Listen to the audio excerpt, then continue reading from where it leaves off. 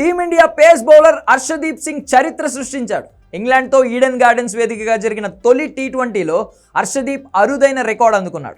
Short ఫార్మేట్లో Bharat తరపున అత్యధిక వికెట్లు తీసిన బౌలర్గా రికార్డులకు ఎక్కాడు. లెగ్ స్పిన్నర్ యుజ్వేంద్ర చాహల్ 96 వికెట్లతో అగ్రస్థానంలో ఉన్న రికార్డును హర్షదీప్ బ్రేక్ చేశాడు. మొత్తం 97 వికెట్లతో హర్షదీప్ టీ20 క్రికెట్లో భారత్ తరపున టాప్ బౌలర్గా నిలిచాడు. భువనేశ్వర్ కుమార్ 90, జస్ప్రీత్ బుమ్రా 89 వికెట్లు పడగొట్టి వరుసగా 3-4 స్థానాల్లో నిలిచారు. తొలి టీ20లో హర్షదీప్ తొలి స్పెల్లోనే 2 వికెట్లు పడగొట్టి ఈ ఘనతను సాధించాడు. తొలి ఓవర్లోనే ఆ జట్టు ఓపెనర్ ఫిల్ సాల్ట్ను అవుట్ చేసిన హర్షదీప్ మరుసటి ఓవర్లో మరో ఓపెనర్ బెన్ డకెట్ వికెట్ తీశాడు. ఈ 2 వికెట్లతో యుజ్వేంద్ర చాహల్ రికార్డును అధిగమించాడు. 80 టీ20లో యుజ్వేంద్ర చాహల్ 96 వికెట్లు పడగొట్టగా హర్షదీప్ 61 టీ20లోనే 97 వికెట్లు తీసి అతన్ని వెనక్కి నెట్టాడు.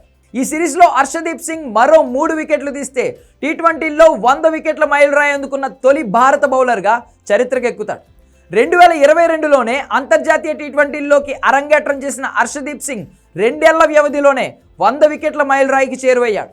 ఈ ప్రదర్శనతోనే అతను ఛాంపియన్స్ ట్రోఫీ జట్టులో చోటు దక్కించుకున్నాడు. ఓవరాల్గా 164 వికెట్లతో New Zealand fast bowler Tim Southee టాప్లో ఉన్నాడు. కాగా 25 ఏళ్ల left arm fast bowler Harshdeep తొలి టీ20లో భారత్ తరపున ఏకైక పేసర్గా ఆడాడు.